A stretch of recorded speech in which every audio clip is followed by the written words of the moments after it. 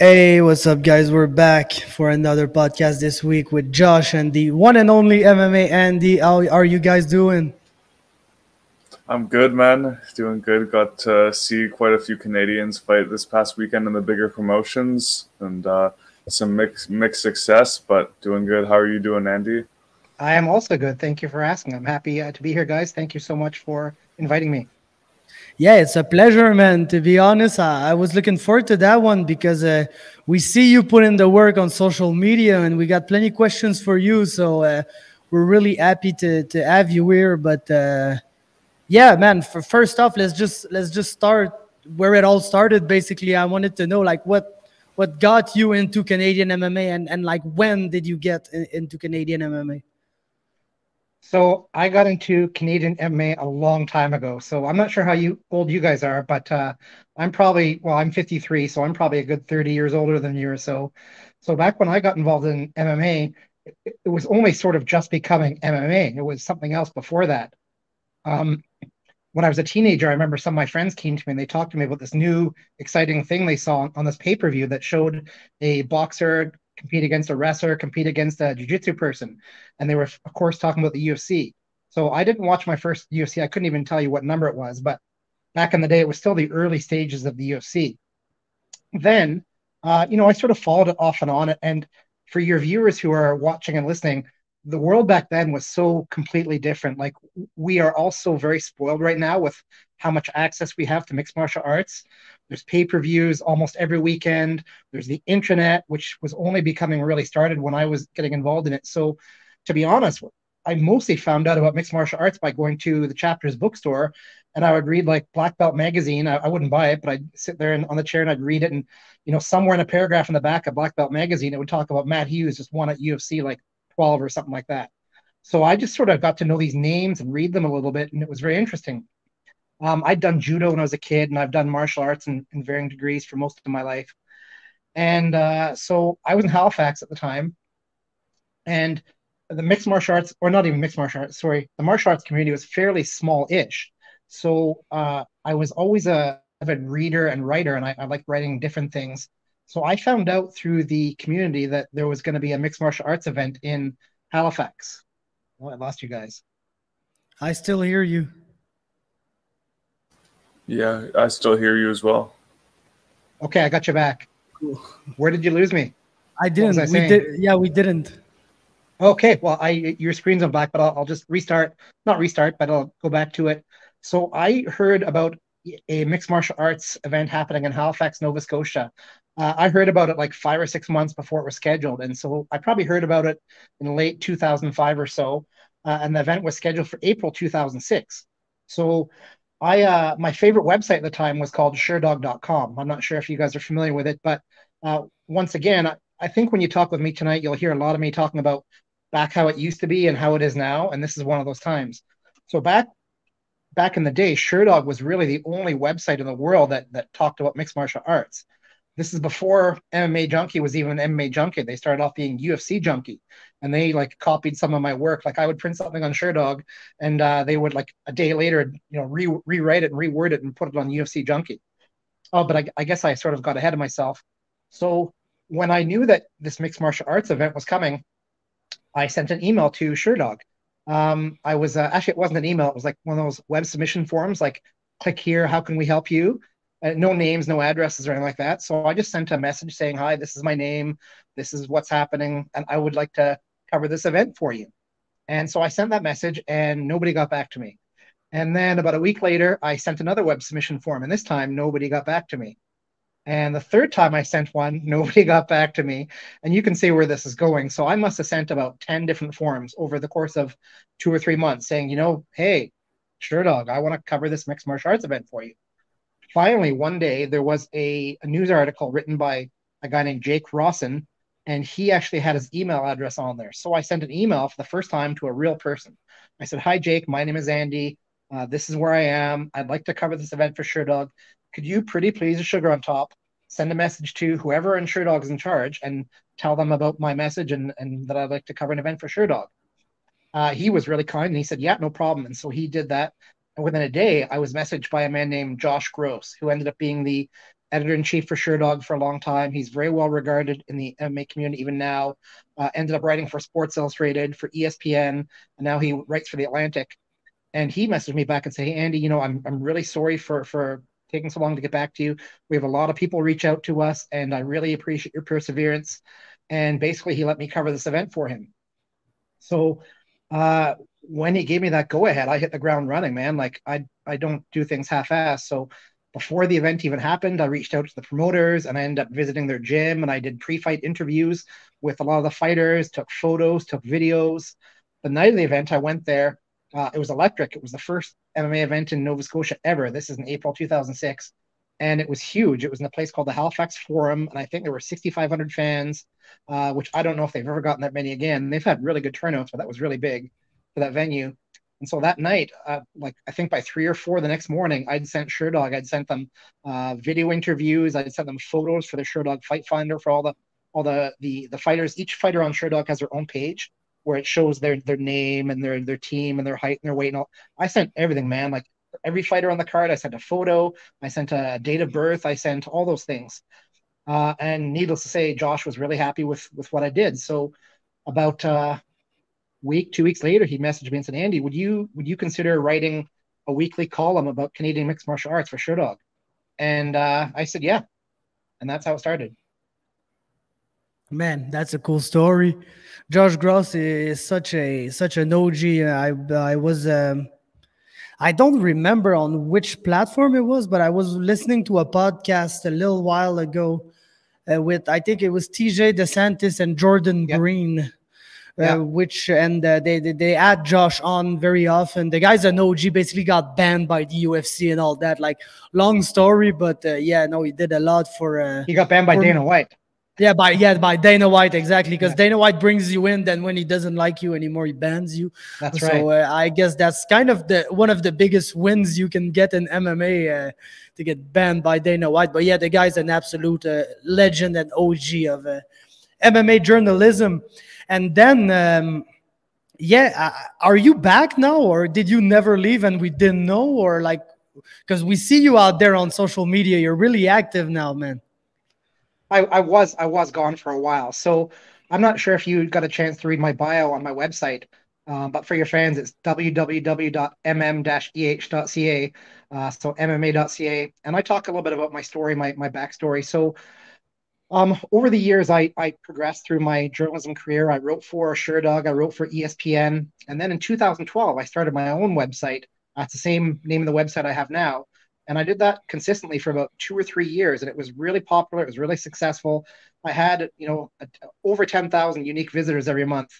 And so that was the case. And then somewhere in the if you go up to the About section on the very top, so around mid-2014, my website got hacked.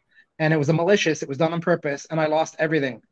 Everything was destroyed. All the backup files were deleted. Everything was gone. And so that was demoralizing to start with, but on top of that, I was also a full-time member of the Canadian Armed Forces. I was in the military, and everything I was doing was kind of around my military career. And I was busy. I was gone away a lot. I was deployed. I was exhausted.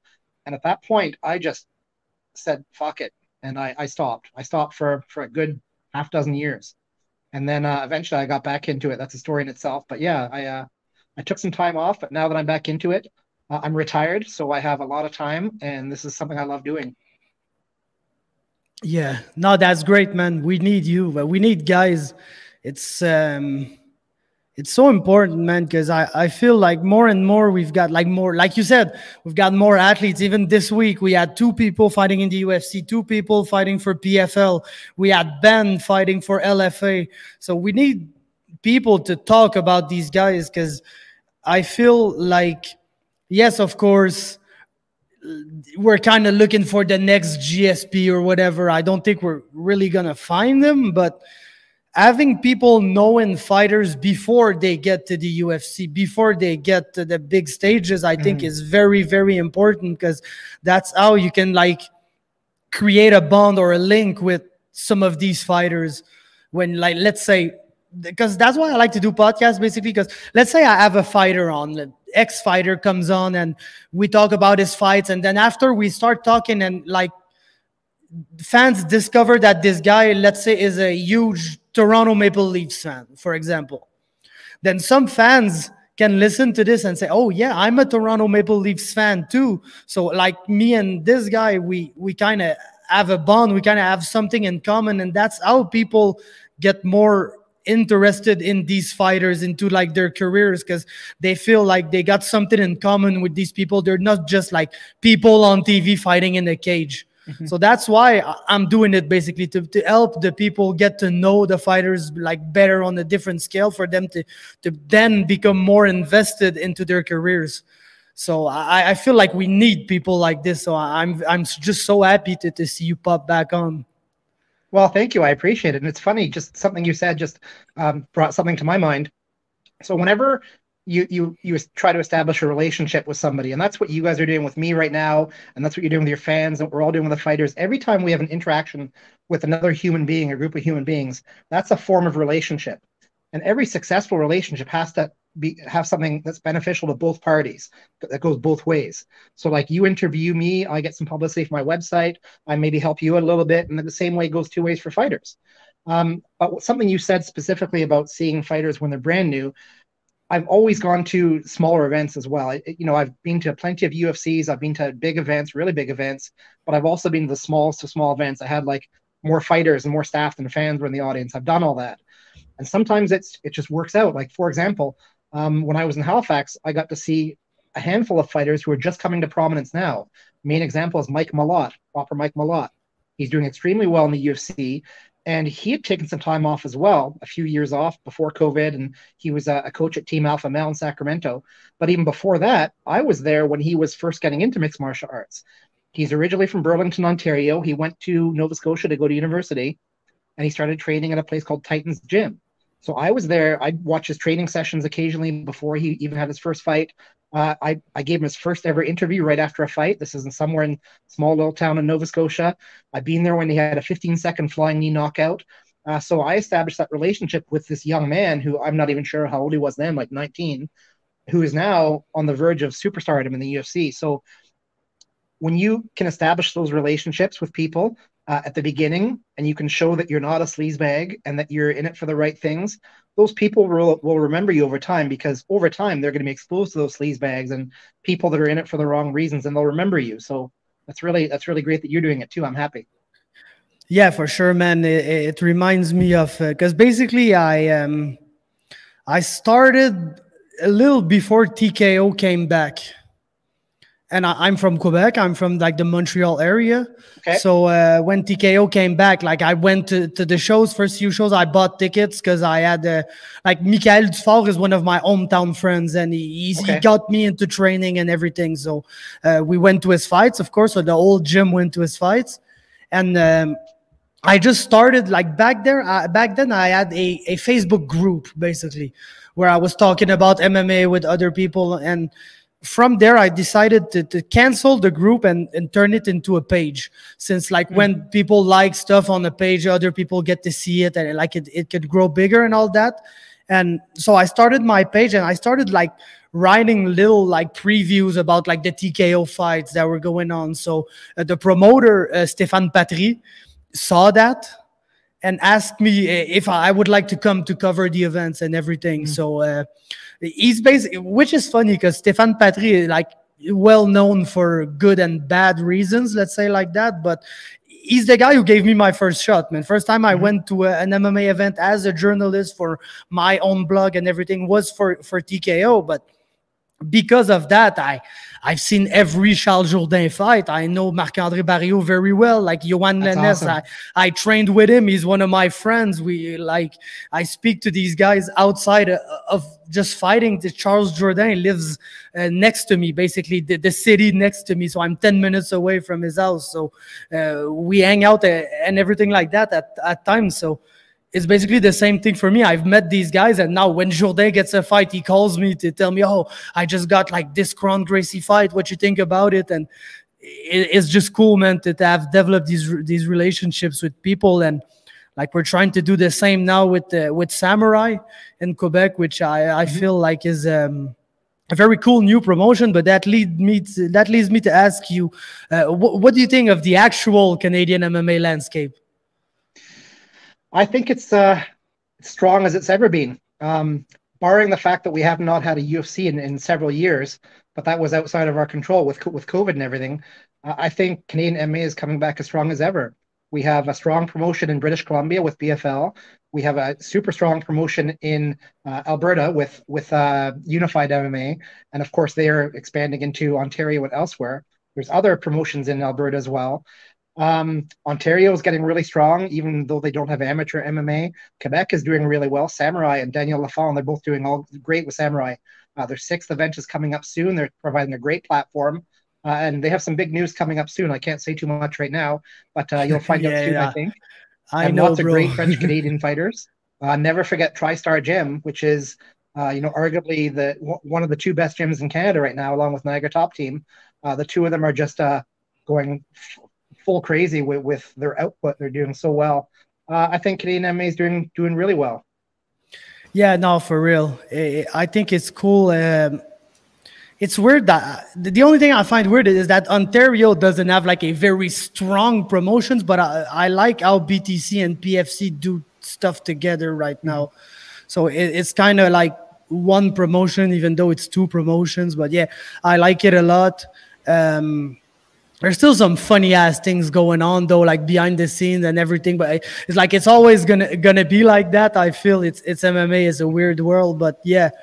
It's looking good, and it's cool to see all the promotions doing well. And yeah, for Samurai, bro, I can't wait for the 6-1, man. It's gonna be a crazy event once again. Daniel keeps on upping the stakes. I feel like he just had like some big fights. Now he's gonna go again, main event with Jesse Ronson, big fight against a UFC vet. Like the whole lineup of this event is absolutely insane, and that's like. I'm just so happy, so proud about Samurai, because like Quebec, man, we're scarred by TKO. Unfortunately, and that's why I kind of just feel like Samurai is picking up now, even though it's like their 6th event, is because people just looked at the first events like, let's see how this shit plays out, because we know how it works out in Quebec. And like some of without being Stéphane Patry, some of the same people are involved, because like the MMA scene is not that big. So of course, some of the same people are going to be involved. So it kind of makes the people doubt. But I feel like the last few events really put like some confidence into people. And the last one was absolutely insane. Like one of the craziest cards we've seen in Quebec for years. And then, like I said, can't wait for the 6th one. Also, of course, I cherish Samurai a lot, because I'm on commentary. I get to like basically live. I always wanted to do this. Like since I was a young kid, I wanted to like be the commentator for the Montreal Canadiens game, then be the commentator for this and that, and just to get the chance to do it with John Ramdeen, who I've watched since I was I remember him having a TV show on Fight TV with John Pollock and Robin Black, and I was watching that stuff like every week, like on Fight Network. So to be able Fight Network was on my TV 24/7. Yep. Yeah. So to be able to be on commentary with that guy, it's like such an honor for me, and I like something I'll cherish forever, man. It's just so cool. Yeah, you gotta put something in perspective though, Faber. When you take a look at mixed martial arts and you sort of broaden the scope, broaden the lens that you look at it, it's a sport like other sports. And some people talk about like any shadiness that happens in the background of MMA as if it's only with MMA. It's all over the place. It's everywhere. So whenever you get a sport, even though we could have a discussion like, is mixed martial arts a sport? That's a fun conversation to get into. You have those big personalities in the backgrounds, and there's a lot of ego involved in it too. So that's why we've had problems in the past with TKO and the commission and the people involved with the sport. Like you mentioned, TKO was a fantastic organization, but some people loved them, some people hated them. And Stéphane Patry, some people loved him, some people hated him. He did a lot for mixed martial arts, but there's some people who will forever not be his biggest fans. Yeah, probably because he owes them money, but yeah, that's kind of what happens. I feel what you say. I think the only difference between like MMA and other major sports is that other sports guys get paid, so they kind of keep like they I don't want to say go along with the bullshit, but they kind of do. Because yeah, there's some bullshit involved and everything, but I'll be making like $5 million this year, so I might just shut up and go through with the bullshit and make my money.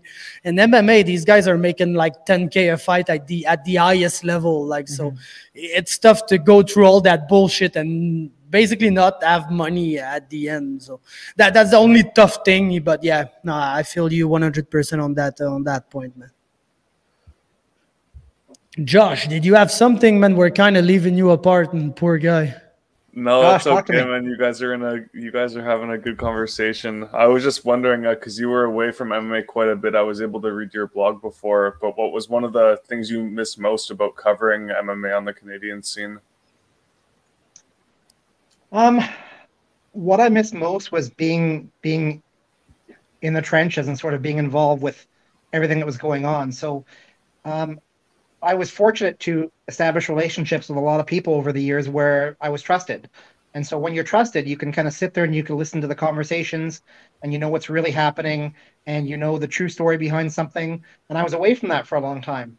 I'm getting back into it now. Like people, I think based on my previous reputation and what I'm building now, people are trusting me and they're telling me secrets and things. So like, for example, there's a couple big fights coming up, a couple big promotions with news that I know, but I'm not going to say, because at the end of the day, and this is something when I sometimes talk with different fighters and different managers and try to educate them on the relationship between the fight team and the media, and that there's a misconception. There's actually something called off the record.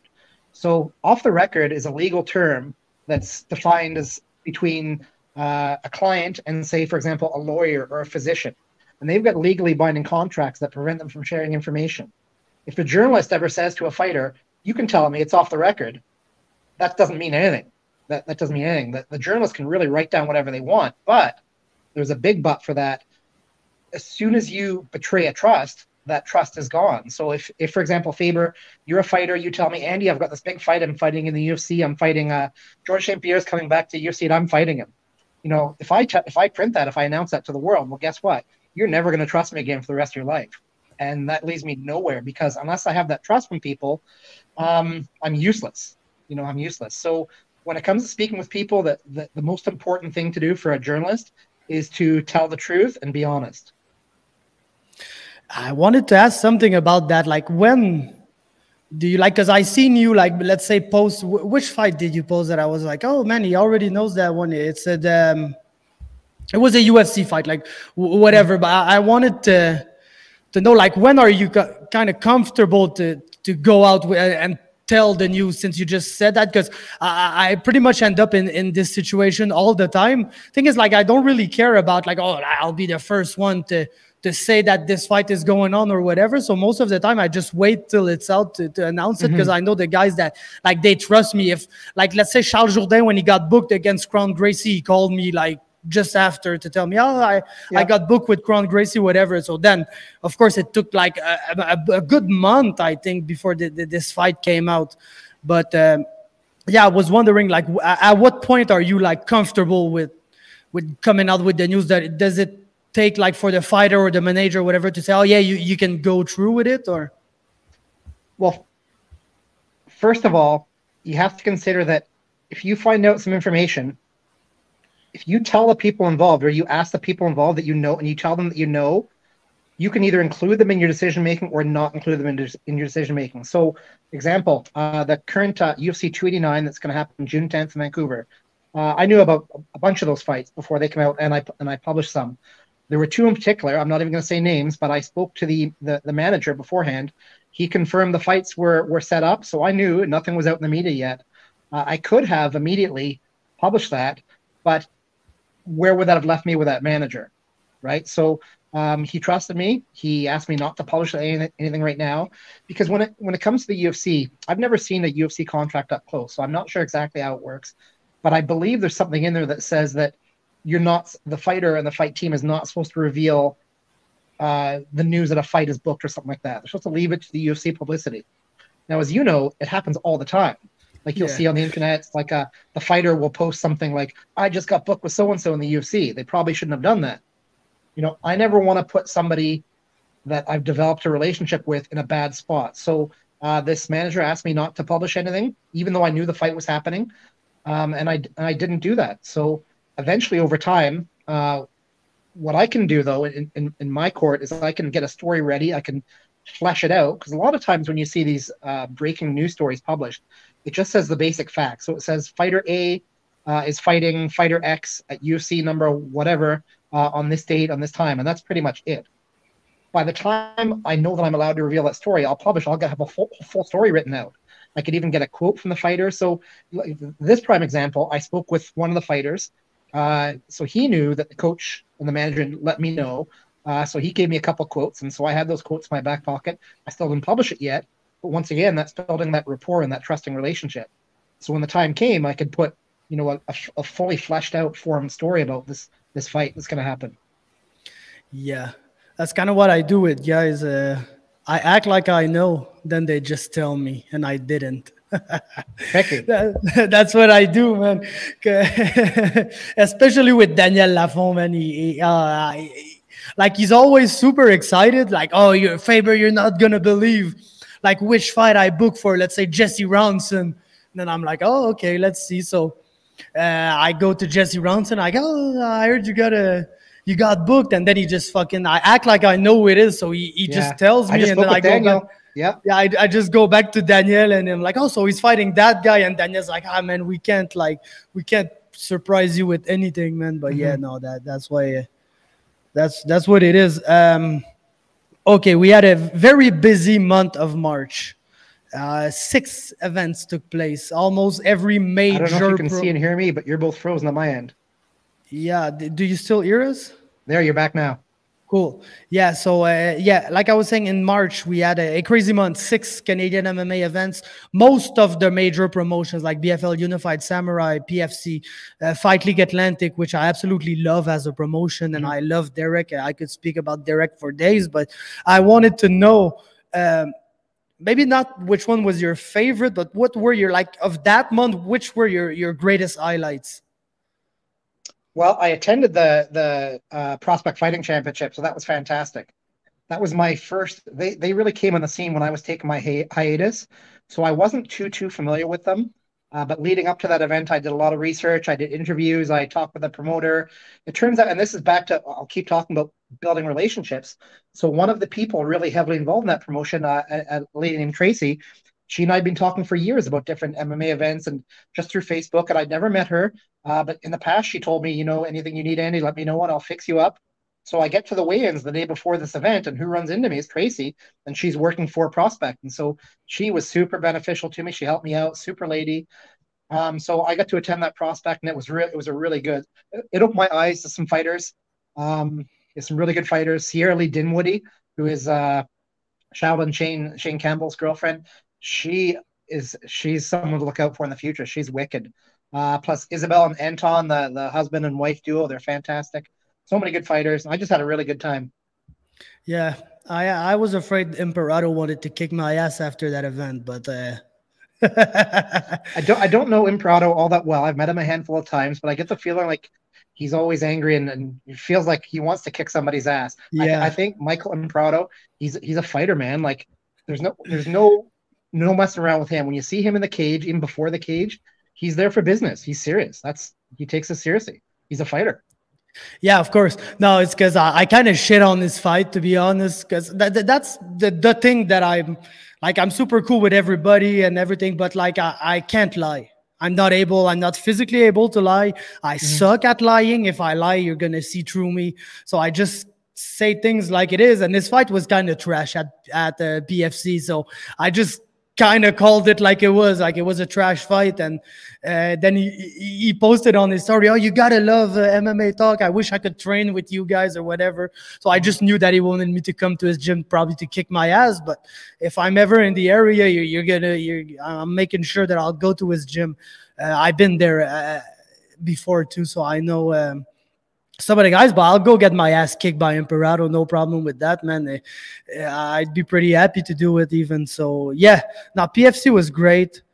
Of course, me and Josh kind of had like that. I don't want to say little back and forth, but like, of course, my favorite event was Samurai because I was there. I was on commentary and everything. Like, of course, his favorite event was BFL because he's from over there, so he was at that event. And where do you live, Josh? Just on the island over here. Whereabouts? Just Lower Island, like near Victoria. Okay. Yeah, I spent about a year in Victoria. My father lives near Nanaimo. Oh, nice. Yeah, not too far away.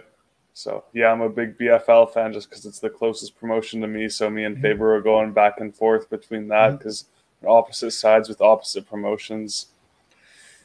Yeah, BFL is fantastic. I hope to attend Samurai 6. It's happening in Gatineau, so I think I might take a road trip up there. Maybe I'll see you, Faber. Of course, you need to be there, man. And then come to the UFC. I'm working on it. I applied for credentials. I was denied, unfortunately. Yeah, me too. So, it's tough. Pardon me? Me too. It's tough, man. Very tough. Oh, I know. It's weird because, in order to be eligible to be credentialed for the UFC, you have to meet certain criteria. And what I cover, it's very niche, right? Like you can ask me about different UFC fights or different Bellator fights and fighters and Max Holloway that just happened.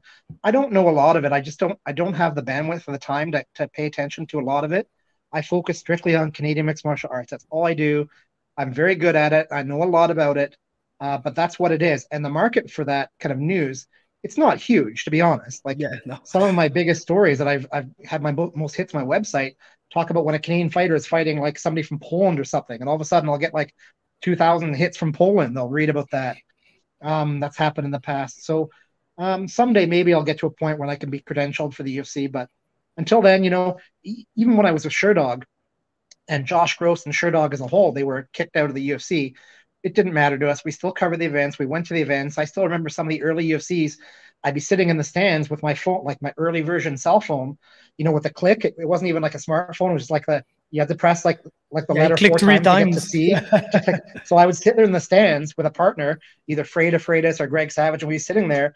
One person would be watching the fight and talking it out loud, what's happening, and I'd be on my phone like click, click, click, click, typing, sending it off to Sherdog for the play-by-play. So even if we weren't officially credentialed, it's not about the credentials. Like getting perks as a journalist is nice, but it's not necessary. Like I'm still going to talk about the sport. I'm still going to talk about the fighters. I'm still going to talk about everything. So people can put obstacles my way. It doesn't matter. It's not going to stop me. No, exactly. Me too. I'm already set to be in Vancouver for a month when the event comes around. So that's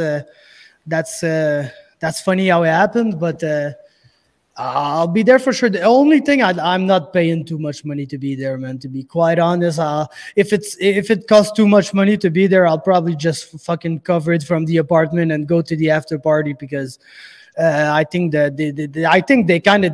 Like, I don't want to say they did us dirty with the event because it's all Canadians, and I don't want to say that because I like the people fighting on the event. But yeah, they kind of did us dirty with that event, man. The main event is trash. I hope that like the Oliveira Dariush news now they may be pushing that fight back to the event, but they're not sure. Whatever. I hope it happens because it would kind of at least give like people one big fight that they want to see. But yeah, no, I'll be there for sure. Like for the event and everything around it, I'll be in Vancouver all week, and like I know the guys pretty well, so we'll see what we can do there. But yeah, you train at NTT, man. I'll give you a little bit of pushback on some of the things you said. So just specifically, and with all due respect, I'm not a big fan of the way you say different things are trash. Like I know it's kind of a lingo, but come on, man. Like Imprado was put down on his back and he did what he could. So calling something trash and calling a trash main event, like this is these people's careers or lives.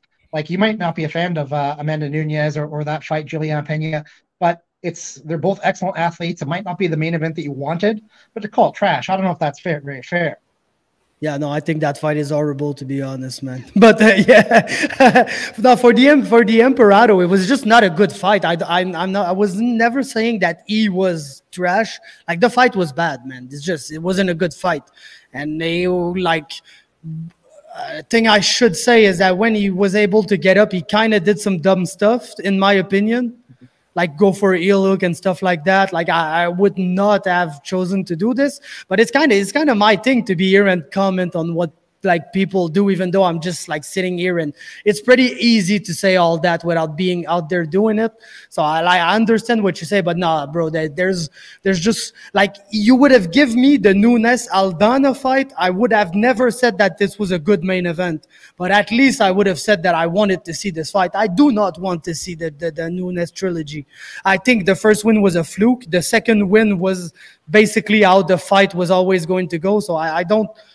There's not much there to see, like in terms of intrigue and everything, which is, in my opinion, what makes a good fight. It does not have to be the two best in the world fighting each other. Sometimes it could just be two guys, but like the style matchup is super intriguing, or like something happened before the fight that makes it intriguing. The way that the guy fought in his last fight or whatever.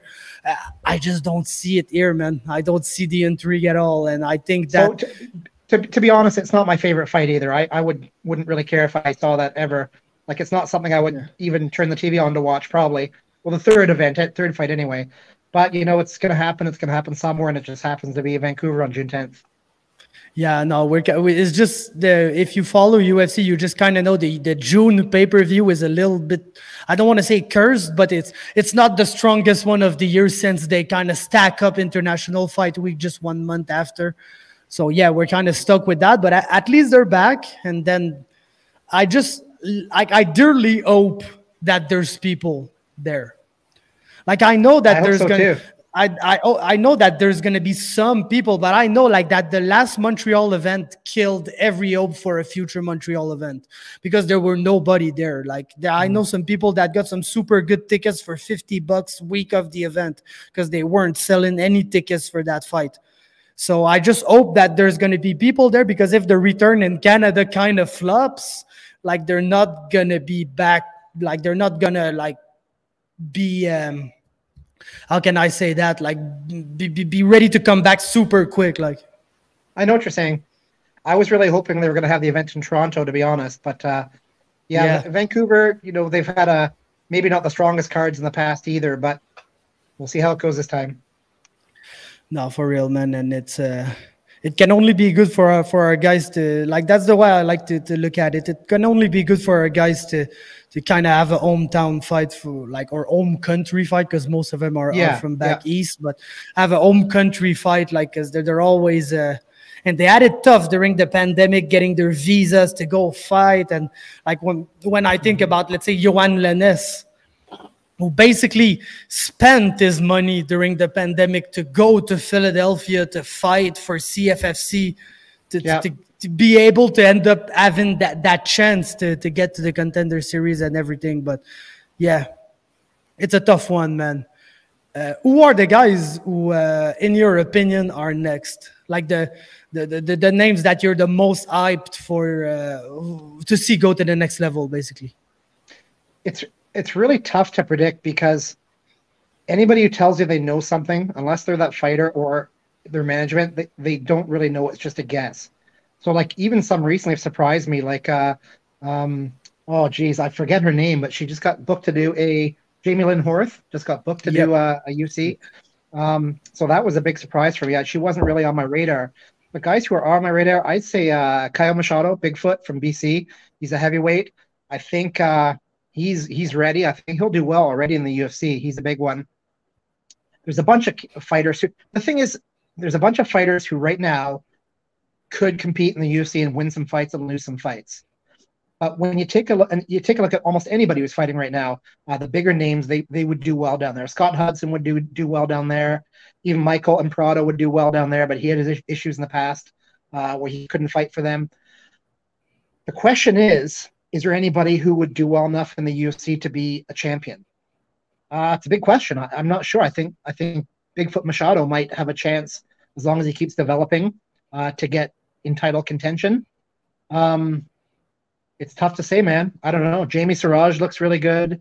Shane Campbell dearly wants to get back in there. I don't know if that's going to happen, though. That's a tough one. I'm not sure. Yeah. No, like I think, like you said, we've got two kinds of fighters that are ready. There's the one that, like, they should be there, but they either already had the chance or they're like on the older side and like they're not super, like, let's say that hurts me to say, because I don't know why, but Scott Hudson is one of my favorite fighters. Like, there's some fighters like that I just can't tell you why, but I just love them so much. Scott Hudson is one of these guys. I feel like he should be there. He would do super good, but like, he's what, 33, 34 years old. It's rare that they get like recruited at that age nowadays. So that's a tough one. So the UFC is just, it's so busy and so full. They have so many events and they have so many fighters on the roster, and all these fighters get lots of chances. Well, not all of them, but a lot of them get a lot of chances. So it's tough to get an inroad. That's why people jump at the Contender Series if they get a chance. Even take a look at the Contender Series. You have like each week you've got like 10 fighters, 5 fights, 2 fighters each, 10 fighters. Those are fighters who, that's the highlight of their career, is getting that Contender Series shot. A lot of guys who would do well in the UFC, but the UFC is in such a strong position. They don't have to bring people in. They don't even have to bring the best fighters in. And I'd argue they don't bring the best fighters in all the time, because the best fighters oftentimes can find success elsewhere in the world. They can go fight for one. They can fight for somewhere in the States. They can fight for Bellator. They can do better financially there. They can have sponsorships. So some fighters don't even want to fight in the UFC. Yeah, no, the biggest example of that is Olivier Aubin-Mercier. Like, you'd pay him $100K by fight to go back to the UFC, and he'd tell you, no, man. Doesn't want to have nothing to do with these guys anymore. But yeah, I think, honestly, my opinion is there are 3 fighters right now that I've never got the chance to be in the UFC, and I feel like it's pretty much criminal that they're not there. So if I had to do a list, let's say, of the guys that I think would do the best in the UFC and that are not there anymore, my top 3 would be Michael Dufort, Alex Morgan, and Anthony Romero. These are the 3. I think, honestly, in my opinion, Romero and Malott are probably the 2 best Canadian fighters out there. Like, the ones that have the chance to get high up in the rankings, even though Romero is a 55er, which makes it super tough to become a ranked fighter and everything. I think Anthony Romero is probably like the best Canadian fighter, maybe pound for pound right now outside of the UFC, with like a Olivier Aubin-Mercier and a Shane Campbell, like, let's say. So there are these 3 guys, but in the newer ones, I feel like, there's Caio's very ready, Mateo very ready. I think Series City is probably more than ready. That probably be my top 3 of like younger prospects that like aren't like very far into their career yet. Even though Romero has like 13 fights, but I think he began in like 2017 or something like that. So he's still super young. But yeah, now Romero is kind of criminal that he's not there, in my opinion, especially the way that his Contender Series fight went, and that his opponent is signed now, but he's still not. I just don't get that. So there's a reason for that. And first of all, let me say, all the names you said, 100% agree. They all excellent fighters. They would all do well. So Anthony Romero specifically. So I've rolled with him, and I'm not the best jiu-jitsu guy in the world. Like, I'm a blue belt, but still, I'm good at certain things. I'm good at top pressure, and when I get on top, I'm good at holding even more skilled guys down until they get me, and then they have their way with me. But so I've rolled with some really, really good, really big, really strong guys, and I haven't been murdered, but I did okay. Anthony Romero, rolling with him, it's like rolling with like a 5,000-pound block of granite. He's not the biggest guy either, but it's just I didn't know what to do. Like, I was on top of him, trying to hold him down, trying to sweep him, trying to move his body, and his body was just didn't go anywhere where I wanted it to go. It was incredible. He's a super good guy, really kind man. He's opened up his own gym here in the Niagara region, so he's got his Genius Fitness and MMA doing really well there. They've expanded recently. Now, as far as I know, the reason why Dana White didn't grab him off that Contender Series, it was a good performance, but I don't think it's any secret. Anthony didn't show a killer instinct at the end of that fight. He was up ahead in the 3rd round. He probably, I don't like second judging fighters, but he probably could have gone a little bit more to try to get a finish or get a win. And Dana White, that's basically what he said. He said, kid, you're doing good. You're going to be in the UFC someday, just not today. So I think you saw that in his last fight when he had that beautiful flying knee knockout win. Anthony is or that's not even the second last fight.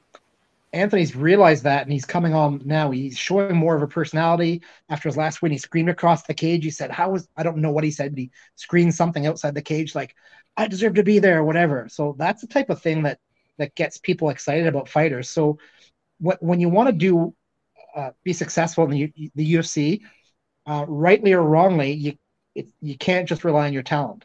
There's plenty of good fighters out there who will never be in the UFC because they don't know how to talk into a microphone, or they have no personality. Anthony Romero does have a personality. He's super funny. He just has to find a way to get that into the hearts and minds of people watching. I think he's really on the cusp as well. I think he would do really well in the UFC immediately, have an immediate impact as well. Yep. It's funny you say that because basically Anthony Romero is Michael Dufort. Yeah. Bro, this guy, first time I rolled with him, treated me like I knew nothing, and that's because I knew nothing. Yeah. And it's been 8 years since, and we still have the same role every time we roll. But I'm a brown belt now, and he still treats me like I'm shit. He still treats me like I'm shit, like I don't know what I'm doing. This guy, bro, I tell you, he's the best grappler I've rolled with.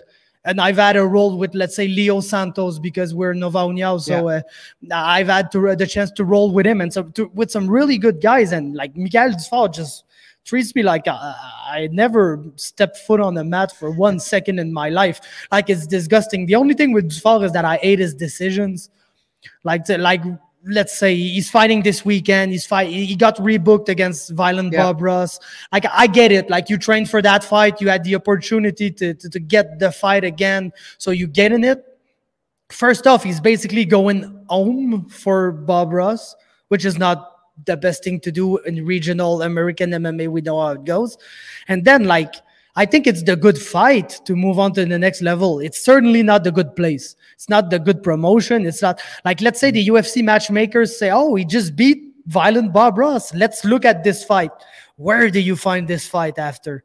Like, it's on the super, like, I'm pretty sure, I'm ready to bet my life that it's going to be a super sketchy stream that, like Carabin said early on the podcast, we'll need Josh to screen record that shit and put it all over Instagram because I don't think nobody's going to see it if he doesn't do it.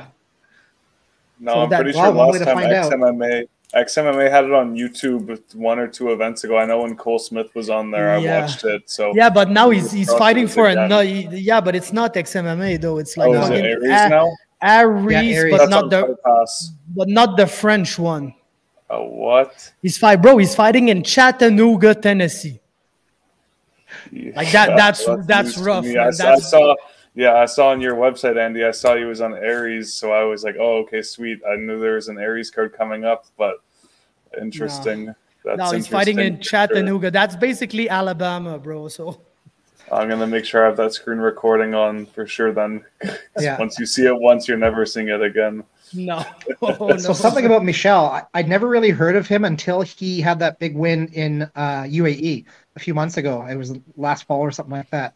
I'm surprised that more people aren't fighting there. I know some French Canadians are finding success out there. Michel Dufour, Xavier Alaoui, Corinne Laframboise, they all do well out there. And there's like, I've been out there before. I've been to UAE and Dubai like maybe a half dozen times. And the amount of money out there is just staggering. It's stupid. Like the money, you hear about it until you see it, you don't really understand. So like, I don't know why everybody isn't trying their best to get them fight out there. Like, the UFC, don't get me wrong, I know people want to be in the UFC. UFC has that cachet. It's the big, like to random MMA fans like that don't know anything, they might not know what mixed martial arts is, but they've heard of the UFC. So a lot of fighters want to fight in the UFC, but man, there's lots of opportunities elsewhere. I'm actually going to be working on a story in the next few months just about Canadian fighters who are doing well outside of North America. Yeah. No, it's cool back there. I think that that was my charger. No, it's cool. I think, especially for the Arab fighters, like let's say Xavier, Tab, and Daoud, all these guys. It's very cool for them because it's close to home. They're almost all from our Canadians that fight there are mostly from Morocco. so it's very close to home. I think they can get some support from home, like sponsorship and everything, since it's like in the Middle East. It's not too far. So yeah, it's a good opportunity for them. We have not seen that much UAE Warriors guy cross into the UFC, so I don't know if the UFC is your goal, if that's the best place to go. But it's on Fight Pass, so it's surely better than fighting in Chattanooga, Tennessee. That's absolutely for sure. Fuck, man. But yeah, no, you're really right about that, and I think that Olivier Aubin is slowly opening up the eyes of people, like on that subject matter, because every time I post about Oli on either the Facebook or the Instagram page, it always like brings some, like, let's say, new people, like some people that are following MMA but not that much. When they see a Oli post or a Jourdain post or something like that, they'll look into it, but not really if it's not about these people. And like the comment I always see come in is, now that he beat Shane Burgos, maybe he could like re-sign with the UFC now. And people just don't get that Oli does not want to go to the UFC. No, like, I know. He's done. He's making way much money outside of the UFC. Of course, when you win $1 million here and there, it helps. But even like without that, and even though like I've been very vocal against the PFL, to be honest, but yeah, even though I think he's getting done dirty there with his pay, when you compare to some other people that you've seen how much money they're making, I'm pretty sure he's making more than he was making in the UFC, which is pretty crazy to say because he was a ranked fighter and everything at a point. But yeah. I'm pretty sure fight by fight, without the $1 million, he's making more at the PFL than he was making at the UFC, which is I'm sure. I don't remember exactly what he said, but after his victory in after he won the PFL lightweight championships, he made comments about how just incredible it was to get that money in that check and realize how much he was going to get paid for that. And that's something that, professional athletes as a whole, that's what they strive for. I mean, I'm sure you guys know, but in order to be successful at a high level at a sport, any sport, where you're the top of the world, and mixed martial arts, it's not easy. I mean, they have to dedicate, the ones who are successful have to dedicate every single waking moment and every sleeping moment of their lives to the sport to do well. So to see somebody achieve success, it's wonderful, but he's an outlier. So most fighters are never going to have that kind of success. I had in the gym like 2 or 3 years ago, this young man who I've been training with for a lot of years. He started off, he was like, I don't know, like 10 or 11 or something like that. And he's a teenager now. He's 18, 19. Like 2 or 3 years ago, he asked me, he said, "Hey, Andy, hey, I think I'm going to be a professional fighter. Do you think I should do that? I think I'll make a lot of money." And I don't think I actually laughed at him. I didn't laugh out loud, but I told him straight up, I said, no, if you want to be a fighter, great, but don't do it if you think you're going to do it to make a lot of money. You have to sacrifice, and you might spend a whole career getting beat up and losing money on the whole thing. If you make money, you're going to be one of the few success stories.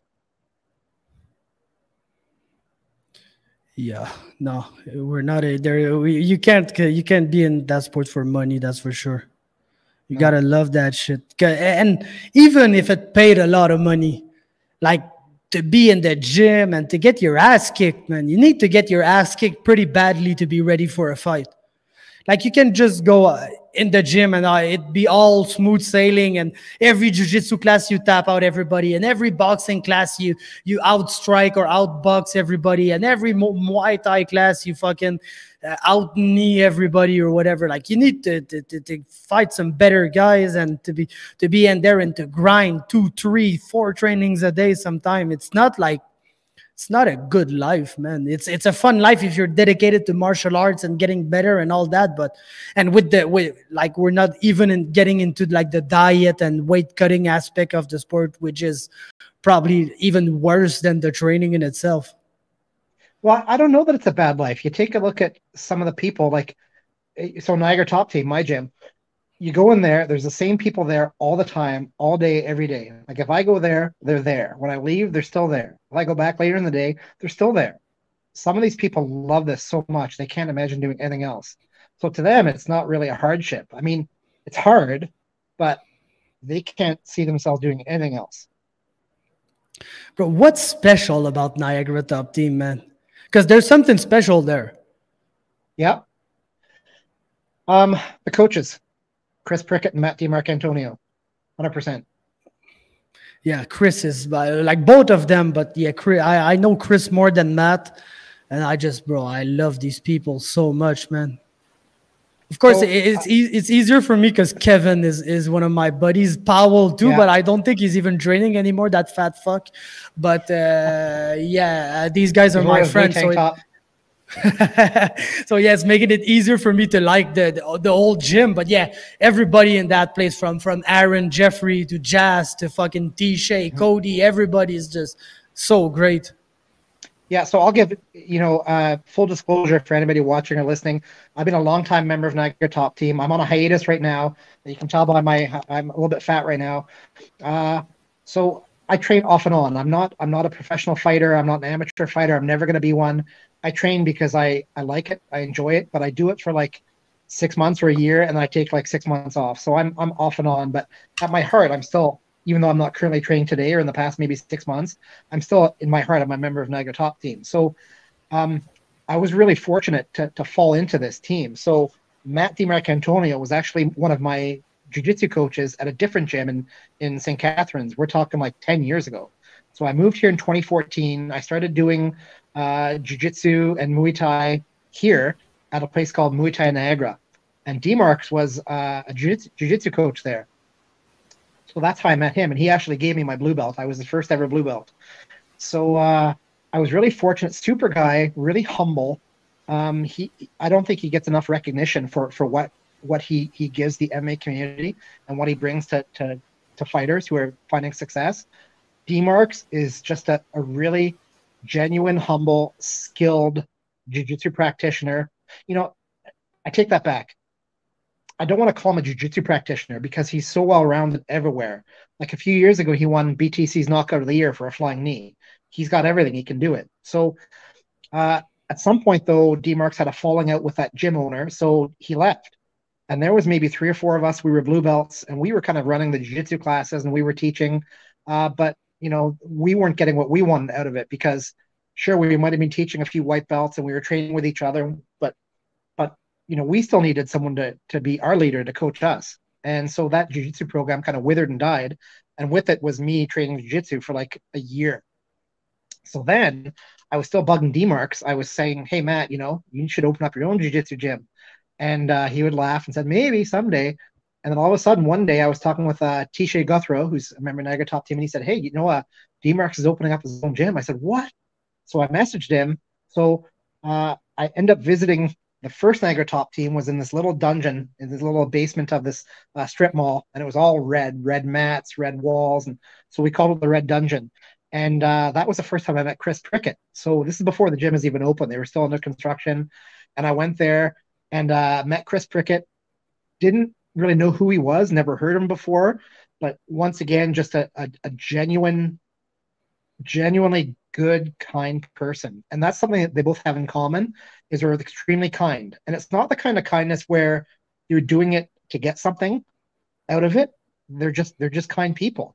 And they end up clicking together really well. And so them together with Niagara Top Team, it's just had a lot of success. And one thing that surprised me, maybe not surprised me, but I sort of established a relationship with Prickett outside of fighting, outside of the gym. So my daughter trained jiu-jitsu and his daughter trained jiu-jitsu, and they ended up being friends. So we ended up doing a lot of stuff outside of the gym. Like we went to Canada's Wonderland. I had my big truck. So I was me, Chris Prickett, Jazz Devicious, Chris's daughter, my family. And so we go to different like sightseeing tours. There's a place here in Niagara called Zoos, which has all sorts of wild animals, like kind of almost like a zoo. So we did that, Canada's Wonderland, a bunch of stuff. And that's how I sort of got to know Chris. I didn't really know him as a coach.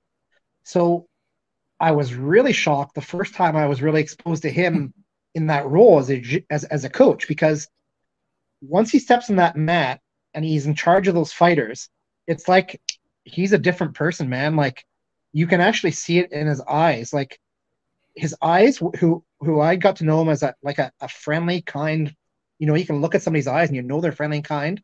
Those eyes are gone on the mats. It's like he's a totally different person. He's strict, but he's fair and he's firm, and he doesn't take any bullshit from anybody. He tells them what it is and what's needed to be successful. And so the combination of him and D-Marks, I think the fighters have just responded to that. And as well, the fighters are just so good. And once you start getting a certain amount of talent in a room, that talent pushes the other talent. So if you have, say, a room full of so-so fighters and only one good fighter, that one good fighter is not going to get better. They're training with all these so-so fighters. But when you have so many excellent fighters that train at Niagara Top Team, and let's not forget that they also have a mindset that was also kind of new to me, in that they share their skill set and they share their gym with other regional athletes. So, for example, Lyndon Whitlock at Aegis MMA, they've got a really tight relationship. So before it was Aegis, it was Parabellum. Top Team athletes would go up to Parabellum, train, and now with Aegis, they go up to Aegis and train. Aegis athletes come down, so that's where we get like Scott Hudson and Adam Asenza and Sergey Sidi. Those guys come down to Top Team and they train, and it goes both ways. And there's also Rilboro's BJJ in Hamilton under Andre Grambois. It's like they're all pushing each other. They're all doing really well, and they just want the best for each other. And you can tell. It's not fake. It's not false. I don't know if there ever has been a situation where a fighter was there that was being shitty or being arrogant or an asshole. I don't know. But if there was, they weren't there long. They were gone. So if you go train at Niagara Top Team, you can be guaranteed that when you go there, you're going to be pushed. You're going to work hard. You're going to face skilled opponents. And not only are they opponents, but they're going to try to help you be the best you and the best fighter. And so that's why people are dying to get to Niagara. That's why I met Johan Leines the first time when he came down there to train. It's just a hub, man. Like, everybody wants to go to the Niagara Top Team.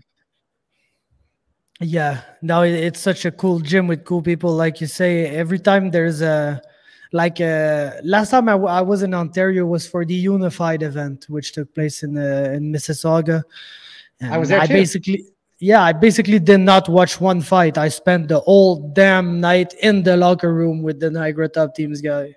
It's just because they're so friendly, they're so nice. And like I said, Kevin is one of my friends. Like, I knew him before all of that. So of course it makes it easier. But now every time I see Prickett and all the guys, they're just so cool. I get to speak to Aaron Jeffrey in French. I'll try. I want the French Aaron Jeffrey interview one day. I don't think I'll ever get it, but I really want it.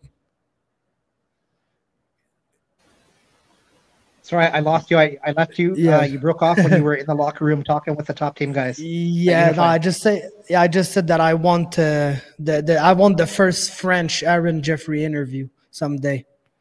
I don't think I'll be able to get it, but I think maybe that might be possible. I don't know if he speaks French, but his girlfriend does. Maybe she can translate. He does. Kevin told me, but he does, but not to Kevin. Like, let's say he'll answer to his girlfriend in French sometimes, but let's say Kevin speaks to him in French, he'll answer in English. So I think Eliane might be the only one who gets the French Aaron Jeffrey, but I'll work into this, man. Or just talk to him in French and take his answers in English. Yeah, that's what I always do, though. I always speak to him in French. That's kind of like the Anderson Silva syndrome, where he knew English fine, but he always had the translator. Hey, do you want to hear my GSP? How do you say that? Is the same word. I just forgot it. Conspiration, like my GSP conspiracy. Yes, I want to hear it. Yeah, GSP is good in English, man. I think he fakes the accent. Really? Yeah. I have no proof, but I think he does. Like, for us, it's better in English than in French. I've been to TriStar, man. Everybody speaks English there. It's an English gym. Everybody speaks English. GSP lived his whole, 25 years of his life in English.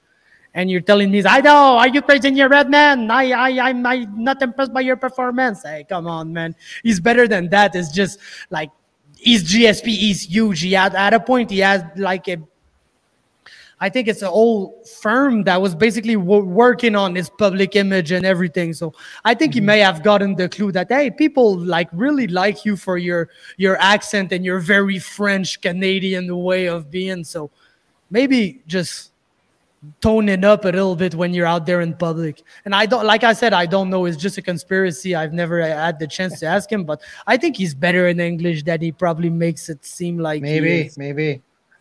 One of my favorite GSP-isms was when he said to, I don't remember the circumstances, but he said it was either about him winning a fight or somebody else winning a fight. And he said, I'm paraphrasing here, he said, I beat him fairly squarely. Yeah, instead of fair and square. It was like, it just made me laugh. It was good. Yeah, he's hilarious. I think one of my favorite was the Nick Diaz, "Are you crazy in your head, man?" Which is word for word a Quebec expression. T'es-tu malade dans la tête, man? Are you crazy in your head? Yeah. Which was very, very good, man. But yeah, I'll let you go, man. Thanks a lot. That was an amazing time. I'm so happy we had the chance to speak to you. And if you want to jump back in someday, never hesitate. I know you may want to start your own podcast too. Before you go talk about that, I want to hear about this. Well, I am planning on starting my own podcast. So I'm going through some life changes right now. I'm getting divorced. My ex-wife now and I are still in the same house. We're actually getting along very well. But once the house is sold, once it goes in the market and sells in the next month or 2 or 3 months, and I got my own space, I'll be setting up a studio and I will be doing video content, including podcasts. So I've got some ideas. I'll give you the scoop if you want. A couple of people have asked me already, but I'll tell you already the title. It's going to be called, well, before I tell you what it's called. So I've got to be careful that I don't paint myself into a corner. So it's going to start off being about Canadian mixed martial arts. And I'm well known as being MMA. MMA Andy, my website's MMA. And I almost want to call it that, but if I want to move away from sports or mixed martial arts and talk about other topics, I can't have that because it's not really representative. So I think I'll be calling my podcast Andy Cotterill Presents. And then I'm going to start off calling Andy Cotterill Presents an MMA podcast with this guest. And then at some point, maybe in a year or 2 years, if I decide to move on to non-MMA guests, then I can just call it Andy Cotterill Presents. So, yeah, I might even have a pretty special guest host that'll be joining me, but we'll see. We're still in discussions. Yeah, it's going to be exciting. I'm looking forward to that as well. Of course, man. Can't wait to hear that. And yeah, I feel you. I was wondering about that more from my French content because, like, I won't lie to you. I got way more people watching in French than in English. I'm just starting the English stuff with Josh and everything. But yeah, for on the French side, there was some points that, like, let's say some comedians and people like that I wanted to get on, and they weren't like really linked with MMA. So I was wondering, do I change the whole thing? Do I start a new thing, or do I just like say, okay, the MMA talk podcast with this guy, and it's just not an MMA podcast for this time? But yeah, I think that you're kind of setting yourself up well with the name, of course, man. I think it's really good. But yeah, thanks for taking the time, man. That was a good talk. It's now 20 after midnight where I'm living, so that's it's okay. I'm sure same for you, but yeah. Like I told you before, I'm a night owl. This doesn't bother me. I was happy to do this. Thank you very much, guys, for thinking of me to start with and speaking with me. And next time, Josh, I want to hear more of your voice. Yeah, no, it was great meeting you, Andy. It was nice listening to you guys have your conversation. I'm glad I got to pop in a couple times, but nice meeting you and looking forward to checking out the podcast when it comes out.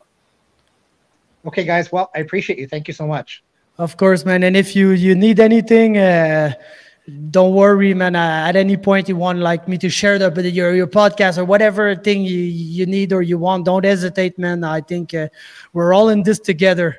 We're trying to bring light to the great athletes of Canadian MMA, and we can't be out there saying, oh, okay, this is MMA talk, this is MMA Andy, this is these guys, those guys. I think we should all be together and try to bring the biggest possible light on these amazing athletes. So thanks for coming. Space out there for all of us. Lots of space out there for all of us. No, absolutely. So thanks for coming. Thank you for your work, man, and we'll speak soon.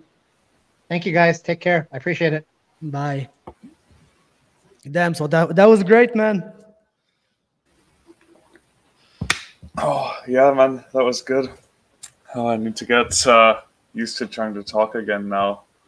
Yeah, bro, you're too English Canadian, bro. You just gotta step in, say, Faber, shut the fuck up. I got some shit to say, and pop in and say your shit. No, I'm bad at waiting for silence to jump in. I need to just jump in whenever I have anything to say. Yes, the silence is never long enough with me, man. No. Okay, before we go, let's talk about some fights. We had plenty Yes. Canadians fighting. I think we'll start with like what went down on Friday, then we'll move on to Saturday. So first off, Ali Aubin, merci. Bro, amazing performance once again. Very happy. Very cathartic experience, man. Very cathartic experience to see fucking Shane Burgos super mad that he's getting backpacked and Ali basically like trying to hide his head so that the camera does not pick up that he's laughing his ass off because and just Shane being so mad and like, bro, how does it feel now, man? How does it feel to get backpacked and to lose a fight in the most frustrating way possible? Because that's like exactly what he did to Charles Jourdain. The only difference is that he didn't do it well enough to Charles for it to be like a clear decision in his favor, which wasn't the case with Ali. Ali absolutely dominated and took every round of that fight. So, man, what a great, like, I said it on the French podcast. I feel like a hater, man, because it's probably my two favorite moments this year is Burgos losing in a terrible fashion like he did to Charles and Dario getting smoked.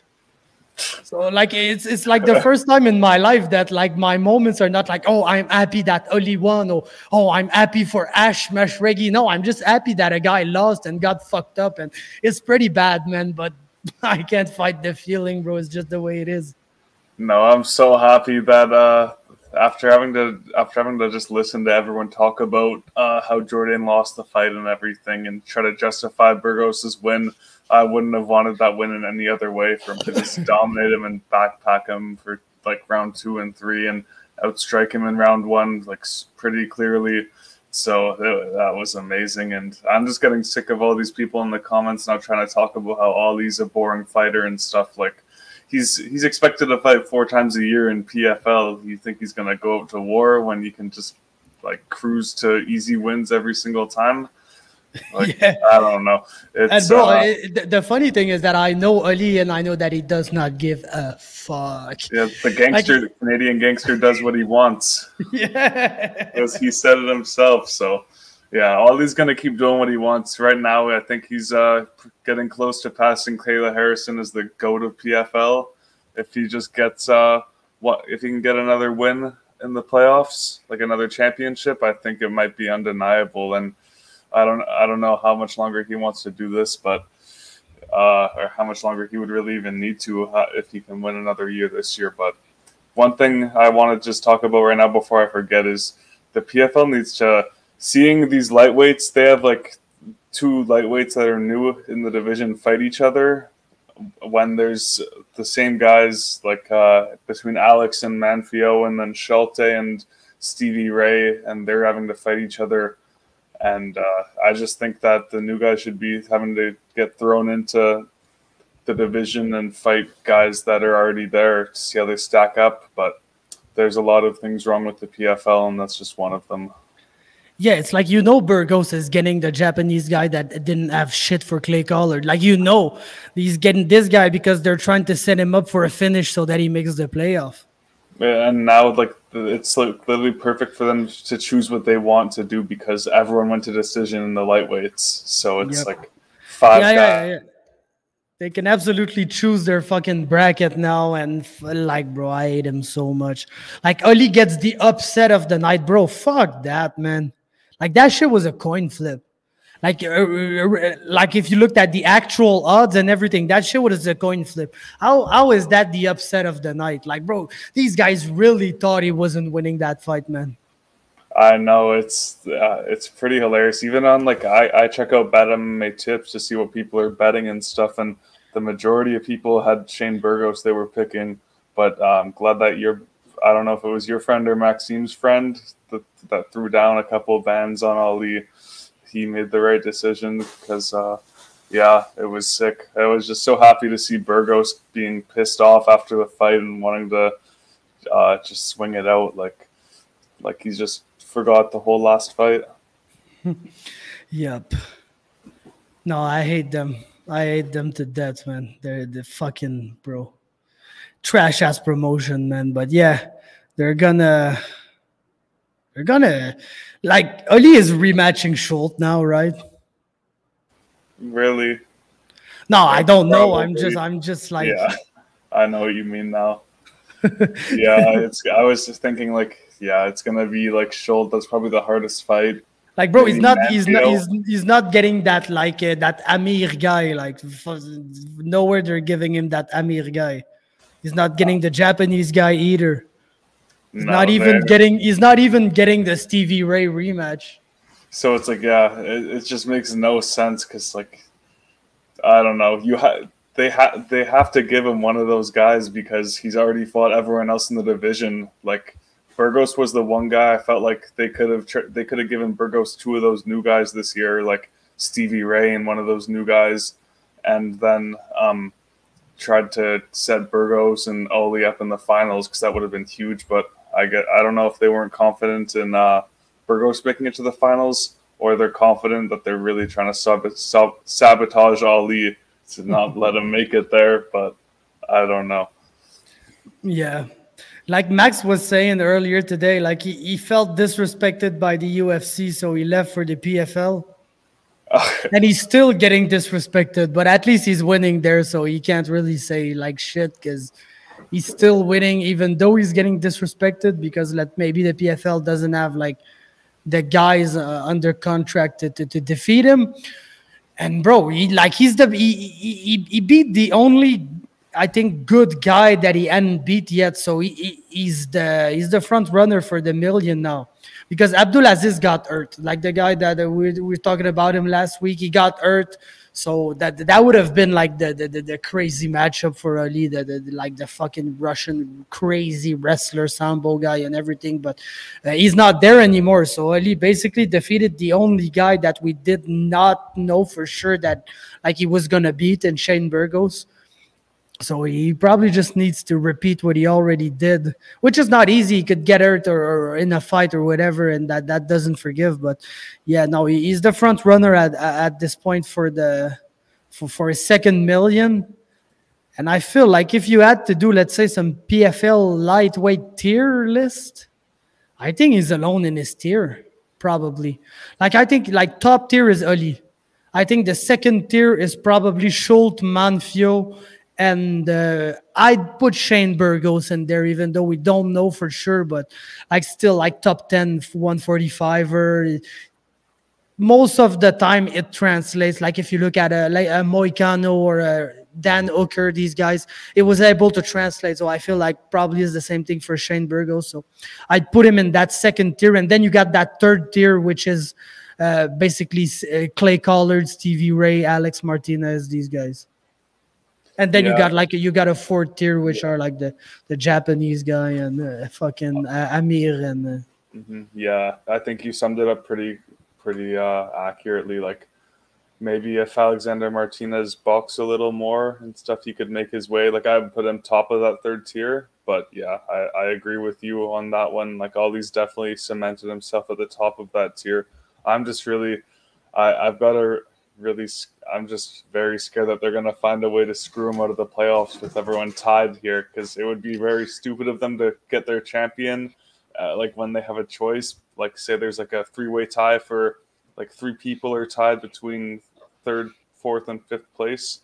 If they screw him out of it somehow, I don't know, because they're going to be giving guys like Shane Burgos and I'm not sure who else, but it should be Ali an easy fight next time to get a finish and like lock them into the playoffs. But you just don't know what's going to happen with who they're going to choose to match them up with next. And no, especially that now that there's 4 guys going, but 5, like there's 10 guys in the division, so 5 they added 2 more people in every guys. division, so it makes it that much more up in the air when there's decisions. Yup. No, and like you said, you know that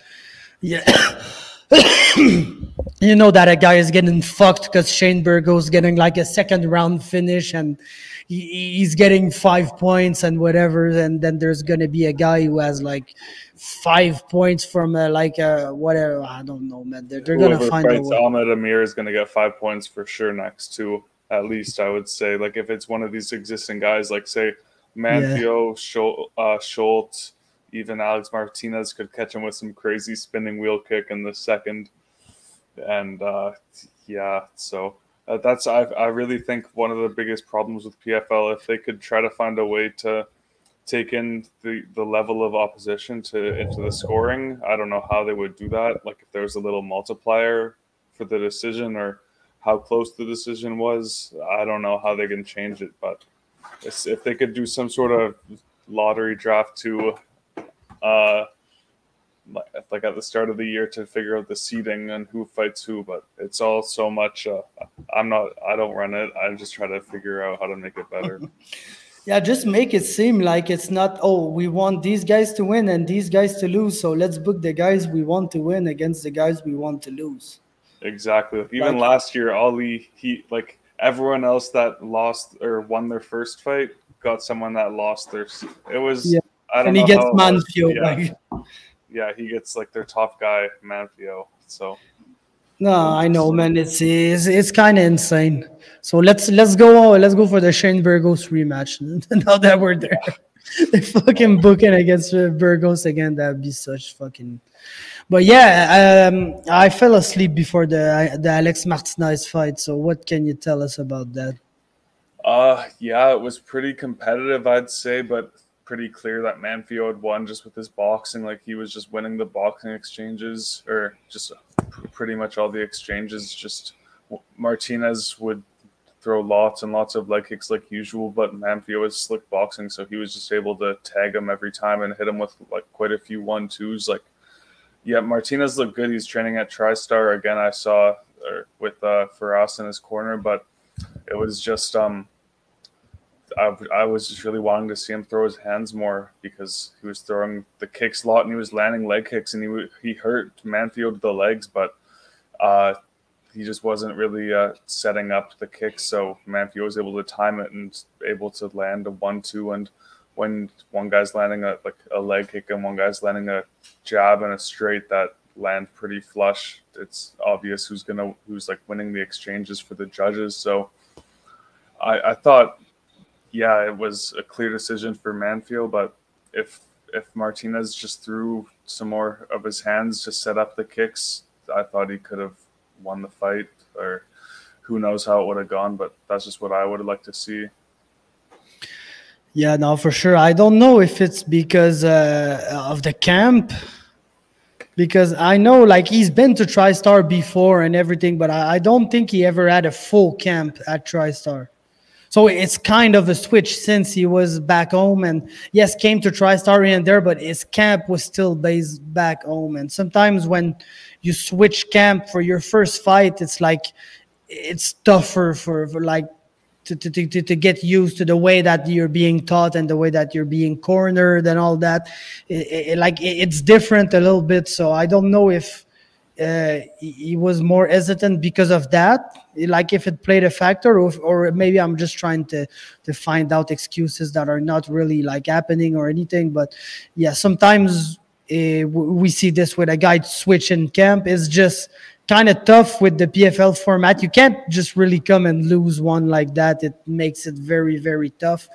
And to be honest, I was a little surprised to see Martinez back in the PFL, which is weird in a way, because like, of course, each and every one of these fighters think that they're the best in the world. So when you think that you're the best in the world and that if you win, you get $1 million, it's kind of tough not to go. But like from an outside perspective, I kind of feel like we had seen Martinez ceiling in PFL, like in the sense that he's doing well against these guys, but we kind of seen that there were some guys that he was not going to beat, basically.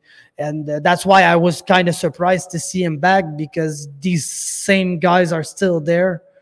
So for me, the chances were really slim, and yeah, the season has not gone off to a good start for him. So that's quite unfortunate. But yeah, let's move on to fucking LFA, where our guy Ben Tynan almost got smoked by a 0-2 heavyweight, and then just got mad and took him down and beat the fuck out of him, which was pretty cool, which I appreciate as a game plan in general. But yeah, I think we could say that that was good for Ben Tynan. Do you think? I think so, yeah. Like, although it was like not good to see, in the long run, it's definitely good to. I don't know. That was just craziness. That was nuts. And for a second, I was scared as fuck. And I was like, "Don't lose your O like this, man. Not like this. Not like the first minute of a fight against an 0-2 guy." But he stayed strong. He weathered the storm and got him out of there in the second with that brutal ground and pound. But I do think that in the long run, that's good. It's good for him to have an experience like that and not just run through another person, because although he was supposed to be fighting another 3-0 guy and gets him get a tough fight, he still got that in an 0-2 guy. So still got the finish, which is what you want. And yeah, good job, Ben. Yeah, no, sometimes it's just the guys that you don't expect them to give you adversity that just give you adversity. But I like to see this. Honestly, I really like to see this because, like, bro, but let's not like go any other way. Fucking Ben Tynan is a top level prospect. Like, been in the US, like, yes, he's a Canadian, but he's almost, I think, been in the US longer than he's been in Canada. Guy is a D1 wrestler, trains at Elevation Fight Club with fucking everybody that's good, including Curtis Blades, who he's been in his corner for UFC fights and everything. So everything that you want in a top level prospect, he has it. But at heavyweight, these fucking guys hit hard. And if you don't have adversity like in your career before you get to the UFC, sometimes that's these prospects that they come in like 7-0, 8-0, and like they're shiny, they look super good, and they fight like some of the guys at the bottom of the UFC heavyweight division, which are not very good. And then as soon as they get like against somebody that exists, and now they face adversity and they never faced that in their life, and it just all fucking falls apart. So for him to have this adversity now, even though it's against the guy that he wasn't expecting to get adversity from and whatever, it's important, man, to see that the guy like has it in him to get hurt, to get dropped, and to get bloodied up and beaten, and just keep on fighting, find a way to adjust, to adapt, and take control of the fight, and still be able to secure a finish and a quite dominant performance, even though he faced all that adversity at the beginning of the fight. So that's what I want to see, man. Damn. This is what you want to see. That's what I want to see, man. This is why he's doing so good, man. Exactly. The Dagestani photos, that's everything, bro. If you're not in a spa with all your buddies, I don't know what you're doing. Yeah. We were 9 in the sauna, and it was one of the worst experiences of my life, man. It was just like it was too many people. I couldn't move. Like, I kind of felt claustrophobic for like the first time in my life, which is not things that happen to me. Like, I'm never claustrophobic, but like I was there, bro. I can't move. There's fucking people everywhere in a small ass, super hot place. And yeah, I don't know. But yeah, shout outs to him for this amazing picture, man. I wish I would. I think I'll go get this and fucking save it as my wallpaper. Like, we need this as our wallpaper now, I think. Yeah. Fuck. Can you send it to me? It's on his Instagram, man. I'll go get that right. Vanilla Thunder. I'll go get that right now while you talk about who are we talking about? Fucking Jillian. Yeah, let's go. Yeah, I think that's my sister's name, by the way. Shout out to Jillian. Yeah, it's the Savage. That was a crazy performance from the second that it hit the ground. Like, she looked safe. She was able to wrestle her way up, and I think it was the first when she like wrestled up and held onto the leg and then tripped her down, and like that control was just nasty. I know that you're gonna have a way better breakdown of this, but she was just smothering on top and was really waiting to choose her attacks and not just going for the first one that she saw, super calculated, and then second round went for that armbar. And Pierre Rodriguez, she tapped Keith Peterson. Like I think it was Keith. Like it was weird because he waited a second to like maybe this, because it was a weird like one tap, and then but she wasn't like really getting out of it or like intelligently working her way out of there. Like it looked like it was getting worse, or she wasn't getting out. But what were your thoughts on that? She 100% ghost tapped, which is like not universally recognized as a tap. So I get why she's mad. But like it's probably the only occurrence where like clearly the referee stopped the fight when there were no taps, like clearly. But it's probably the only time that like I'm down with it, man. He did the right thing. She was getting her fucking arm broken, bro. That's what was happening. And she was. I don't want to laugh at the poor girl, but she was in her corner. Oh, bro, can't believe they take my undefeated like this, bro. And she was super mad at her coaches and everything. And I get it. Like, I absolutely get it. But man, like, don't play with jiu-jitsu like this. Like, bro, you can get very badly hurt doing jiu-jitsu, especially if you don't tap to an armbar. You might get your shit broken, and when your shit gets broken, you might have problem with it for the rest of your career, like basically. So it was not worth it. It was not worth it, especially the way, like, bro, Jillian Robertson pulled guard in that fight before getting her takedown. Like, that's how zero fucks she was giving about her opponent's ground game. Because, yes, like pulling guard, I love it. That's what I do and everything. But, like, it's not good, man. You should not pull guard in an MMA fight. Never. Almost never. So, especially if you think that your opponent is like a competent grappler or something like that. But she wasn't, man. And Jillian knew it. And she just fucking pulled guard. She did her stuff. And the way that she was, like, able to transform like a sweep attempt into getting back to her knees and completing her own takedown in the first round was pretty cool. I really love the control that she had. I really love everything that she did on the ground. And the interview was very, very funny, man, because clearly you had... I don't even remember, was it Bisping or DC? But yeah, the one that was interviewing her was like, yeah, Jillian, she was giving you her arms all fight long. Why didn't you take it? And she was like, yeah, I know, man, but I kind of wanted to kick her ass and have a little fun. So I decided to fucking kick her ass and have a little fun before I submitted her. And I just like this so much, man. It's well deserved, man. She had an opponent that she could like really style on.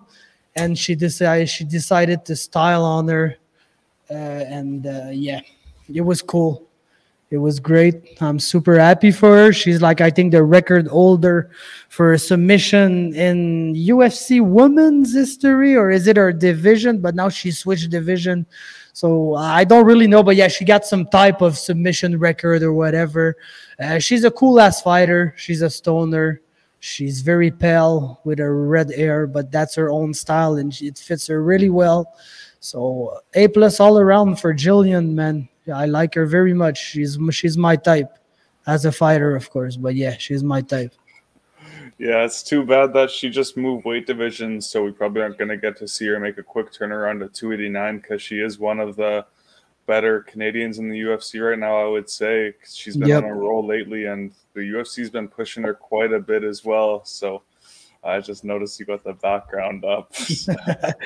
Well, which is sad because we don't see any of the faces, but yeah, that's our background for now. But yeah, no, good stuff by Jillian as always. And then Tanner Boser, and very sad fight, man. Very sad fight.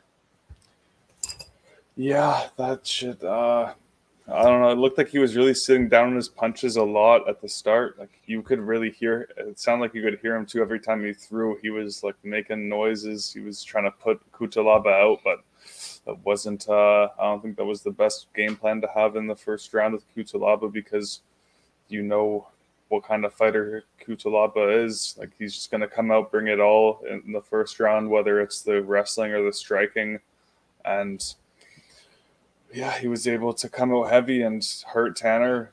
When Tanner was he hurt him super bad and then got the takedown. When Tanner was getting up, Cutelaba landed quite a few strikes, like probably 15 in a row, but those last 5 just really looked really hard and landed with a lot of impact. Like I can't be mad about the stoppage, because although he was working his way back up to his feet, just the visual of those punches, they just at light heavyweight, they look so heavy to land that many in a row unanswered. And although he's getting up to his feet, he's not defending his face. So, it's tough, because if he was able to survive, he probably would have been able to put him out. But, yeah, not the debut at 205 Tanner wanted.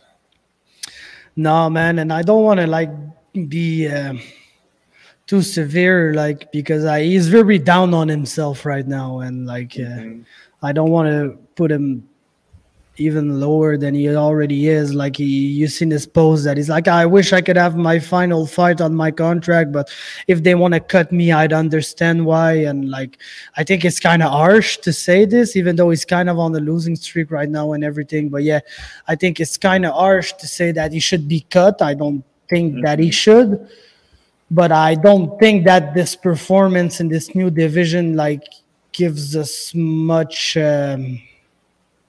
hope for the future, sadly, because we kind of saw his ceiling at heavyweight. He could go back to heavyweight and win some fights, but we know exactly the fights that he's winning and the fights that he's not winning at heavyweight. So it's kind of fighting only to fight, honestly. And then at light heavyweight, bro, it's just if there was something else, let's say that the cut was really tough on him or something like that, you could say, oh, but there's this that could have led to the bad performance, but there's kind of nothing. Bro, he came in underweight. He looked super good, super ripped, in shape, did not back down to Cutelaba, who's kind of he wants to be the intimidating guy at the weigh-in, screaming and all that, and did not back down at all. Looked like he was ready for that fight. And bro, he just wasn't good enough in the fight, and was not even very close to being good enough, sadly, to beat a light heavyweight who I think is established in the top 20, but who also was kind of in a win or get cut situation.